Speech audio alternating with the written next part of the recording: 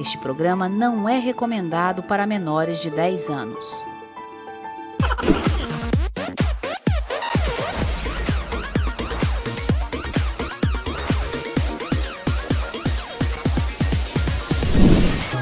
Bom dia, bom dia, bom dia. Estamos de volta com mais um Stories na TV. E hoje, gente, vamos falar sobre amor próprio.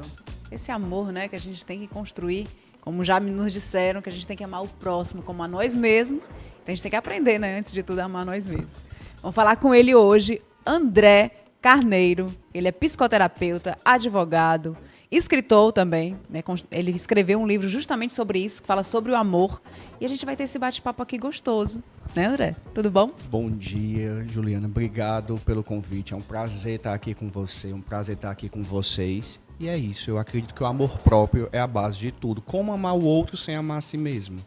É verdade. André, como é que você faz essa... Primeira pergunta, né? Que você faz essa junção, né, do direito com a psicoterapia? Então, o direito veio primeiro. Desde que eu formei no direito, eu trabalho com direito de família e comecei a observar que as demandas do direito de família eram demandas que não tinham muito a ver com a coisa técnica, tinha mais a ver com algo emocional, com algo comportamental. E aí passou a existir em mim uma necessidade de ter uma escuta ativa com esses clientes e etc. E aí, primeiramente, eu procurei cursos de coach, formações em autoconhecimento, e aí veio a psicologia. Aí quando eu encontrei a psicologia, eu disse, poxa, é aqui que eu me encontrei. Foi amor à primeira vista. Aqui que eu me encontrei. Passei quase 5 anos na faculdade de psicologia para conseguir oferecer esse serviço melhor na advocacia, mas aí me apaixonei e comecei a fazer a junção. Então hoje eu exerço tanto a advocacia quanto a parte de psicoterapia, fazendo terapia em várias pessoas, trabalhando justamente essa relação consigo, como eu costumo falar, que começa pelo amor próprio. E como foi que surgiu a ideia de escrever o livro, né? Como é no título do livro? É Amor? O berço da coragem para viver o amor. O berço da coragem para viver o amor. Maravilhoso o livro, eu li todinho e fui tirando vários trechos assim que me dava uns tapas na cara. Como é que surgiu a iniciativa do livro? A ideia do livro foi porque eu vivi algumas relações de dependência emocional muito forte, relações abusivas, e eu queria mostrar para as pessoas que viver essas relações no mundo atual é algo comum, mais comum do que a gente imagina. E aí, com a psicologia, com o autoconhecimento, com vários tratamentos de terapia em mim, eu observei que essa dependência emocional surgia muito pela falta de autoestima, de amor próprio, e que ela nascia de uma certa forma na infância. Então o livro, ele é um livro autobiográfico, em que eu conto desde a minha infância até chegar nesse ápice, em um relacionamento abusivo que eu tive, e nessa libertação, onde eu resolvi olhar para mim, parar e seguir o amor próprio, seguir a autoestima. Então veio dessa transformação pessoal que eu queria trazer para as pessoas e mostrar que é possível. Se eu conseguir, você consegue. Qualquer um que sofra qualquer relação de dependência emocional consegue. Eu achei bacana, gente, que no livro ele se despe, né? Conta mesmo, são os casos reais de fatos, de relacionamentos que ele conta, né? Pronto, nesse relacionamento eu já me superei, o próximo vai ser diferente. Quando ele via, no próximo estava quase que metido na mesma situação, em situação parecida, ele falava, não acredito, eu estou de novo vivendo um relacionamento tóxico. Né, André? Bem isso. E o engraçado é que a gente não se percebe nesses relacionamentos tóxicos ou abusivos. A gente vai vivendo e vai repetindo padrões. Primeiro relacionamento, no segundo, muda alguma coisa de um para o outro. Eu digo que melhora um pouco e a gente não vai se percebendo.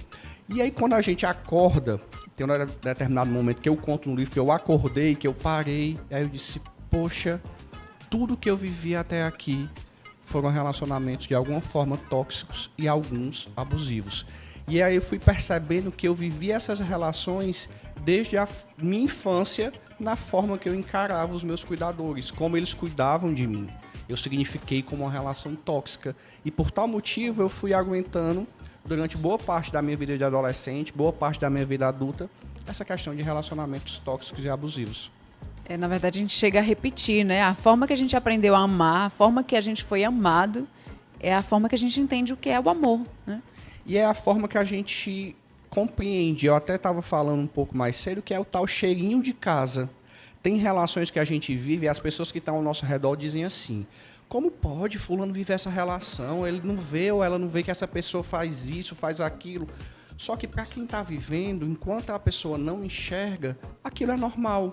Por que é normal? Porque tem esse cheirinho de casa, esse cheirinho de infância. Aquilo que eu fui habituado a fazer e a sofrer. Porque eu falo muito hoje que a nossa ambientação determina muito quem a gente é. Não só na vida adulta, mas também na nossa infância. E muitas vezes o ambiente que a gente está inserido hoje faz com que a gente se veja e se perceba nessas relações sem conseguir sair. E eu diria que o pior de tudo é quando a gente se percebe, que foi o que aconteceu comigo. Eu me percebi em uma relação abusiva, eu me percebi em uma relação tóxica e eu entendi que aquele relacionamento era abusivo. E eu não conseguia sair. E aí eu acredito, na minha experiência de vida pessoal e nas pessoas que eu atendo, que é a pior parte, porque você diz assim, tá, eu sei que é, você acordou, mas eu não consigo sair. Porque a dor de sair, na nossa cabeça, ela é muito mais forte do que a dor de permanecer. E às vezes você vive por muito tempo sem nem perceber que está num relacionamento abusivo, né? A parte da cura já é tirar essa lente, né? Essa venda. Mas é meio doentio também você perceber, enxergar e se enxergar ainda aprisionado, amarrado, né? E aí até aquele memezinho que tem no Instagram do elefante preso a uma cadeira, é realmente assim que a gente se sente. Porque a gente enxerga, quando a gente tira essa venda, quando a gente tira esse véu, mas não consegue sair. E a gente começa a se perguntar, falo isso porque foi meu questionamento, foi daí que eu consegui virar essa chave da autoestima e do amor próprio, por que é que eu não conseguia sair daquela relação? E é interessante que nessa relação, em específico, que foi a relação que eu acordei, eu terminei o relacionamento por 3 vezes, somente na terceira vez eu consegui realmente dar um basta. Na primeira vez eu não entendia que eu vivia uma relação abusiva, na segunda eu comecei a desconfiar, no segundo retorno, e concluí que era abusivo e mesmo assim eu retornei mais uma vez. E aí eu percebi que eu não queria lidar em desfazer a ideia que eu tinha feito daquela relação e que eu estava ligado a sentimentos. A psicologia gosta muito de falar de dependência afetiva e dependência emocional. Qual é a diferença? Para a psicologia, eles entendem como a mesma coisa. Eu costumo dividir. Para mim, dependência afetiva é quando você, de fato, depende daquela pessoa, daquele afeto daquela pessoa. E a dependência emocional é quando você depende das emoções que lhe é causado. Não só por aquela pessoa, porque muitas vezes a gente se vê em dependência emocional de amigos, de pai, de mãe, e aí vai. E tem amizades que são tão tóxicas quanto as de relacionamento afetivo, né? Porque é uma relação, não deixa de ser uma relação. Então, muitas vezes eu falo assim, dependência afetiva ou emocional, e as pessoas, eu não estou namorando. Eu disse, opa, vamos olhar suas relações. Vamos olhar como é a sua relação com sua família de base, como é a sua relação com as pessoas que você convive. E existe, Juliana, dependência emocional até no trabalho. Muito, né? Muito, porque o trabalho é para a gente desenvolver trabalho. Só que a dependência emocional faz com que a gente vá para o trabalho tentar desenvolver afetos. E aí é o que complica. É onde a pessoa se perde. Onde a pessoa se perde. Então, às vezes, quando eu trago assim, cuidando de alguém, começa a levantar as hipóteses de dependência, porque assim, enquanto terapeuta, a gente não pode falar, olha, você é dependente emocional. Mas a gente vai levando a pessoa a fazer essa conclusão na cabeça. Tanto é que na época que eu me descobri dependente emocional, eu falei pra minha terapeuta, mas como assim tu não me disse? Por quê? Por que tu não me disse? E aí nessa época ele olhou pra mim e disse assim, se eu lhe dissesse, você não ia conseguir superar e descobrir. Você tinha que enxergar, você tinha que olhar para essa relação e entender o que é que você estava vivendo para você sair e nunca mais voltar. Tem que ser de dentro para fora, né? De dentro para fora. Tanto é que essa relação, esse tipo de relacionamento, eu nunca mais, desde que eu acordei para isso, que eu fui trabalhar a autoestima, que eu fui trabalhar esse amor próprio, eu olhei e disse, essa relação eu não vivo mais. Esse tipo de relação eu nunca mais vivi. Olha aí. André, você acha que o amor próprio, ele é conquistado depois da gente conquistar essa independência emocional? Juliana, eu penso que o amor próprio e a independência emocional, elas andam lado a lado. Porque existe um negócio chamado de autoestima, existe um negócio chamado de amor próprio. E eu costumo falar que para eu desenvolver amor próprio, eu preciso desenvolver minha autoestima. E muita gente acha que a autoestima é assim, ó, tá arrumado, tá belo, tá bonito, a autoestima da pessoa tá ok. Só que muitas vezes por fora a gente tá todo arrumado, mas por dentro tá um caco. Só o bagaço. Só o bagaço. E eu falo que eu preciso desenvolver a minha autoestima, que não tá ligado só à imagem, tá ligado ao conceito que eu tenho sobre mim, tá ligado também a quanto eu me acolho, a quanto eu me incentivo, e tá ligado também à imagem que eu tenho sobre mim, não só a imagem que as pessoas têm sobre mim, porque muitas pessoas, a gente nota no dia a dia que você diz assim, fulana, você é linda, sério, você acha? E tem aquela lente distorcida, né? Embaçada. Isso, então a autoestima tá ligada a esses pilares. Então, quando eu consigo desenvolver a autoestima, eu automaticamente vou desenvolvendo um amor próprio. E aí eu falo o seguinte, como é que eu olho a questão do amor próprio?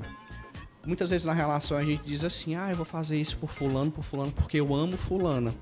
E às vezes eu paro e digo, mas você faria isso por você? Não, por mim não. O tanto que você acolhe triste. fulano e não se acolhe. Então o amor próprio, ele vai além da autoestima.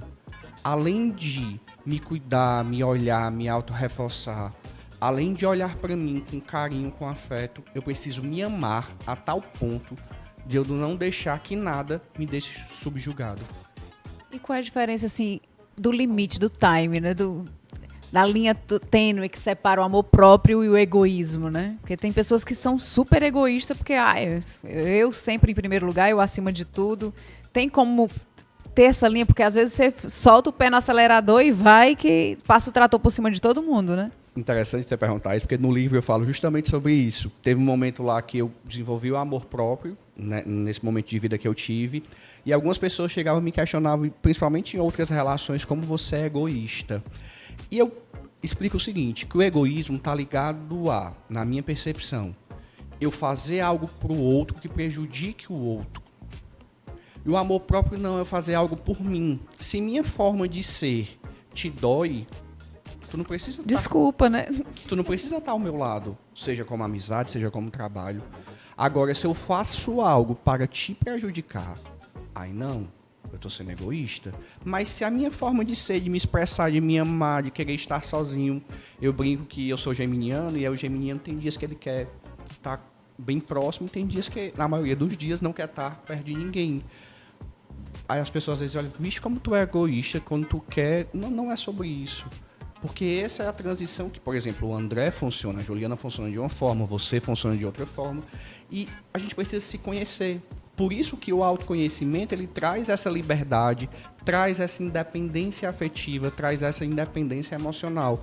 Porque não adianta eu arrumar fora sem arrumar dentro. Porque vai ser só uma carcaça. E no fundo, é interessante que a gente sabe quando não superou. Por mais que a gente fale, hoje eu sou independente, a gente sabe o quanto dói. E como a gente estava conversando aqui antes de começar o programa, eu falo que a dependência emocional e afetiva, ela é como se fosse uma cebola. Nós vamos tirando camadas dessa cebola e aí nós vamos nos percebendo, às vezes, dependente de pequenas coisas. É tão sutil que às vezes você acha que você superou. Opa, tô aqui de novo, numa relação parecida. E aí é o que eu até coloco, porque, por exemplo, as pessoas acreditam assim, o relacionamento tóxico abusivo é aquele que o cara não fala, ou a mulher não fala com você, que ele é ignorante com você, ou que de repente faz agressão física com você, ou que de repente faz uma manipulação psicológica. Mas não é só isso. Tem aquelas pessoas que são encantadoras, que de repente fazem tudo o que você quer, que são sempre amorosas, mas te jogam um bocado de culpa. E essas relações que a gente se sente culpado por estar sendo a gente, tendem a ser relações tóxicas também. Porque a questão do limite entre o tóxico e o abusivo é quando o abusivo, no abusivo eu vou perdendo minha própria vida em detrimento do outro. Mas para um relacionamento se tornar abusivo, ele precisou ser tóxico. A pessoa vai roubando a luz, né? Vai roubando a vida do outro mesmo. Vai roubando o interior, roubando a nossa alegria, a nossa vontade de viver, a nossa vontade de ser a gente. Eu lembro, e é bem interessante, que eu sempre gostei muito de me arrumar. Esse é o André. Então eu vou sempre na barbearia, eu sempre tô ali com o meu cabelo arrumado, a barba feita, a unha feita. E nessa relação em que eu acordei, as pessoas que estavam ao meu redor diziam assim: André, tu não se arruma mais. Agora tu só usa um moletom, uma blusa frouxa, tua barba por fazer. E eu não me percebia. Eu não percebia que eu estava perdendo a minha vida. Tinha deixado tanto de se ver que não tinha notado. Porque meu foco era o outro. O outro estar bem, o outro estar completo, ser serviçal do outro. E a gente não se percebe. E é muito engraçado que eu atendo muito assim, meu público principal, tanto no direito quanto na terapia, são mulheres. E aí é muito engraçado que eu coloco e digo assim, às vezes é uma mulher que começa e ela é muito arrumada, maquiada, e ela vai perdendo esse brilho, como um dia eu perdi. E aí eu digo, olha, você tem se olhado no espelho? Não estou gostando do que eu vejo. Ou seja, aquelas pessoas que são bem vaidosas e elas vão perdendo um brilho por causa de alguma relação... Tem algo errado aí, né? Eu costumo dizer assim, algo errado não está certo. O que é que não está certo? O que é que vem mudando na tua vida que tu parou de se olhar? E aí é um ponto que a gente precisa se questionar. Isso não pode acontecer, né? A gente não pode se permitir chegar nesse ponto. Só, Juliana, que a gente se permite. Porque é uma linha muito tênue entre gostar de si e gostar do outro. E eu digo, o que eu aprendi, eu não tenho como amar o outro se eu não amar a mim mesmo. Não tem. Então isso não é amor. Não é amor. Então o que é que é? Apego. É apego. Apego. A necessidade de ter o outro perto, né? Necessidade de ter a segurança que eu acredito que o outro me proporciona. Então é tudo uma construção, uma fantasia. É uma fantasia como na paixão. E aí eu vou puxar um pouquinho de paixão para dizer o seguinte. Todo mundo aqui já começou a relação um dia. E quando a gente começa a relação, a gente começa a fantasiar o que aquela pessoa é.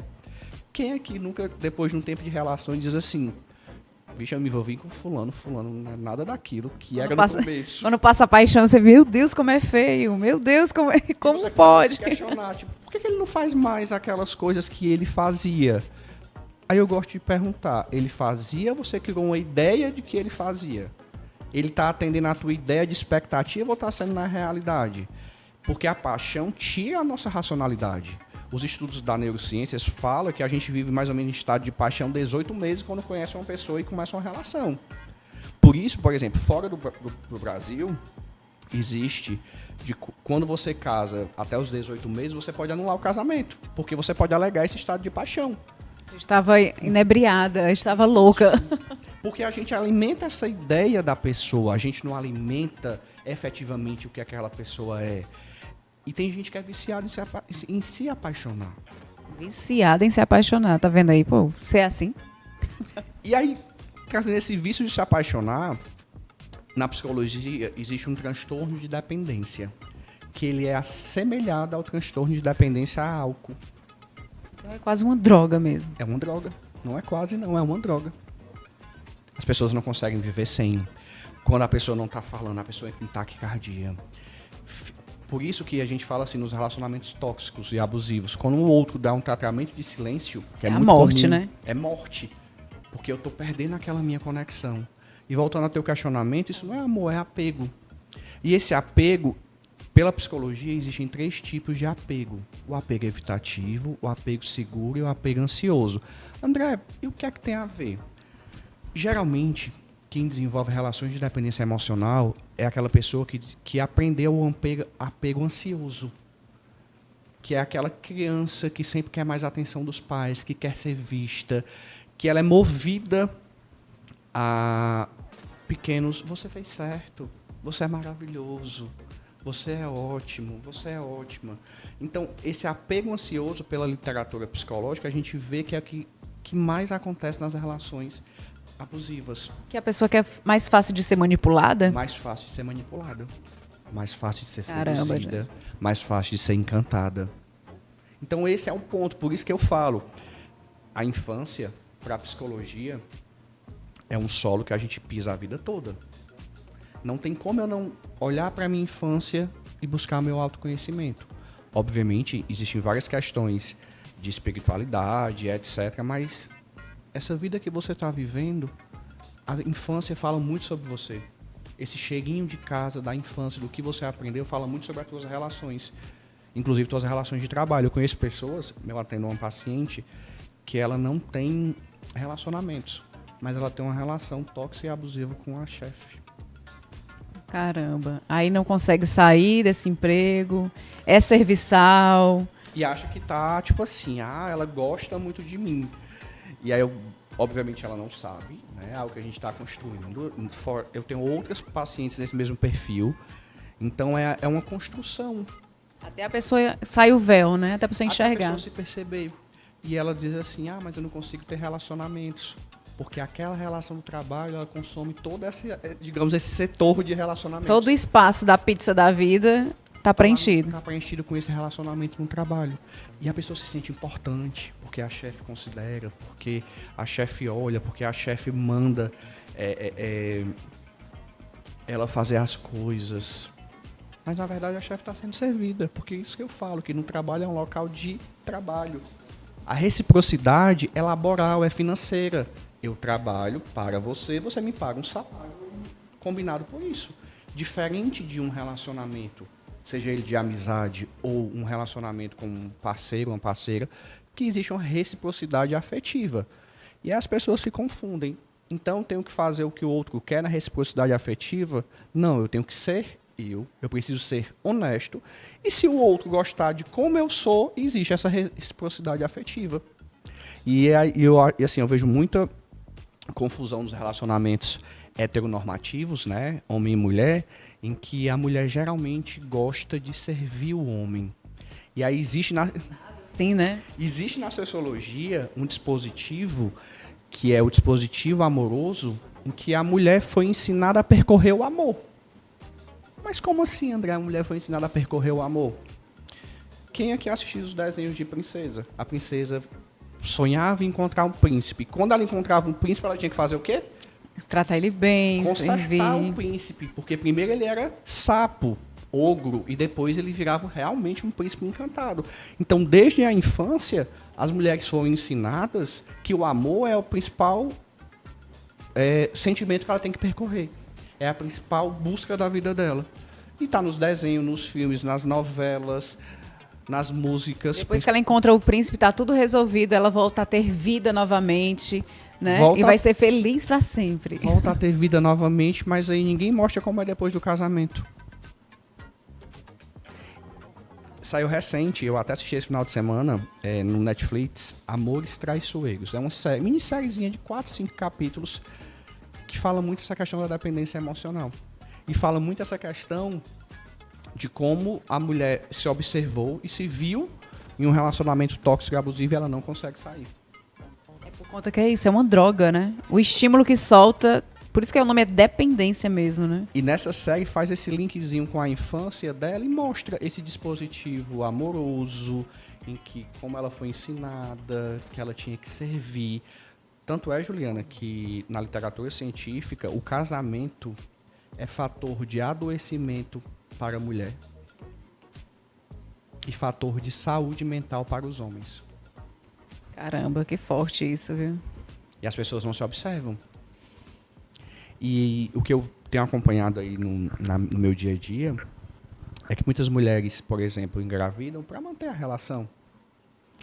E aí, quando as mulheres engravidam, existe um outro dispositivo sociológico que a gente chama de dispositivo materno. Que aí a mulher foi ensinada para ser o quê? Maternal. Ela tem que cuidar do marido, tem que lavar, passar. E ela é último plano, né? E ela é último plano. Então, vejam, eu estou chamando a atenção para isso das mulheres, porque é um ponto em que muitas vezes as mulheres não se percebem. Não se percebem nesse local e quando se percebem, não conseguem entender por quê. Então, a sociedade toda ensinou para a mulher que isso é o normal. E ainda se culpam quando começam a se priorizar. Eu vou tirar um tempo para a minha academia, mas meu filho vai ficar só com o pai. Não posso. Se culpam. Porque foram ensinadas que não podem, tem que servir e viver para o outro. Foram ensinadas que tem que o outro ser o foco. E aí a gente se pergunta e se questiona, mas em pleno século XXI, com tantas mulheres trabalhando, cuidando dos filhos e também trabalhando, trabalhando, chegando em casa, organizando mochila dos filhos, tarefa dos filhos, organizando roupa da casa. Ela trabalha, mas observem que na maioria das vezes não perdeu as funções que ela tinha. E o homem, onde é que está nessa situação? É algo que a gente precisa se questionar todos os dias. Isso que a gente tem que ir treinando, batendo muito nessa tecla para as coisas começarem. Já está mudando um pouquinho, né? Bem devagar, mas está mudando. Mas mudar cada vez mais para se transformar, né? Transformar essas relações. E quando a gente entende a mudança, a gente precisa olhar e querer. A gente entende, quer e transforma. É a ponta do iceberg e a gente consegue ver. Agora a questão é chegar no fundo do iceberg e quebrar todo esse iceberg. A gente estava falando aqui que às vezes não, sempre é sobre a gente, né? Essa questão da dependência emocional, essa coisa de ficar apontando o dedo, o culpado é o outro que é o tóxico, é abusivo, não vai chegar a cura nunca, né? Tem que se voltar para dentro, se perceber por que você está atraindo esse tipo de relação para poder, enfim, se libertar. Porque, que nem a gente estava falando aqui antes, a pessoa sai de uma relação abusiva, né, com relacionamento afetivo, com o parceiro, aí vai para um trabalho, tem uma relação abusiva. Corta essa relação do trabalho, de repente começa a ter uma relação abusiva com os filhos. Então é mais sobre você mesmo, né, André? E aí, Juliana, pega nesse gancho, eu vou pedir, assim, para quem está nos assistindo, nos se questionar como era a relação com a mãe. E a relação com a nossa mãe fala muito sobre as nossas relações com os nossos parceiros, parceiras. Com a vida, né? Com a vida. E aí existe um livro chamado, que é assim, que é Filhas do Espelho, que conta a história. É um livro meu que é científico, mas ele conta a história, no geral, da vivência da mãe com a filha. O quanto a mãe despertou a filha em relação a viver uma dependência emocional. E aí, nessa ideia de filhas do espelho, essa filha começa a desenvolver relações abusivas na vida adulta. E essas relações abusivas se deram pela relação com a mãe. A relação que ela aprendeu de forma tóxica e abusiva com a mãe. E esse é um ponto que eu chamo a atenção porque eu brinco que, e eu falo isso abertamente, eu tenho eu e outro irmão, e é muito engraçado que a minha mãe tinha um olhar muito diferente para mim, diferente de olhar para o meu irmão. E eu gosto de chamar a atenção para isso porque as pessoas às vezes acabam se percebendo. Eu costumo dizer que eu era o filho que, na minha infância, o André faz sempre errado, o André tá sempre, não faz as coisas direito e etc. E meu irmão era, ele faz tudo certo, tudo correto. E eu queria chegar naquela ideia de minha mãe olhar para mim como eu olhava para o meu irmão. Da mesma forma, né? Da mesma forma. Ou seja, na minha infância eu não era visto, na minha percepção, não que isso realmente acontecesse, só que na minha percepção, eu não era visto. Então eu desenvolvi nas minhas relações também não ser visto.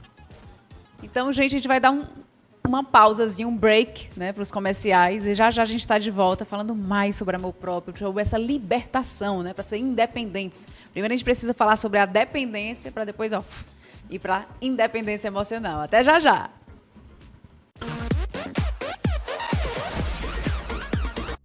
Quer fazer seu podcast ou projeto audiovisual e não sabe por onde começar? A Luminous Play tem toda a estrutura de estúdio, equipamentos e suporte para dar um play na sua ideia. Conheça nosso trabalho e agende uma visita. Acesse @Luminous Play Produções no Instagram, Facebook e YouTube. Luminous Play, dando um play na sua ideia.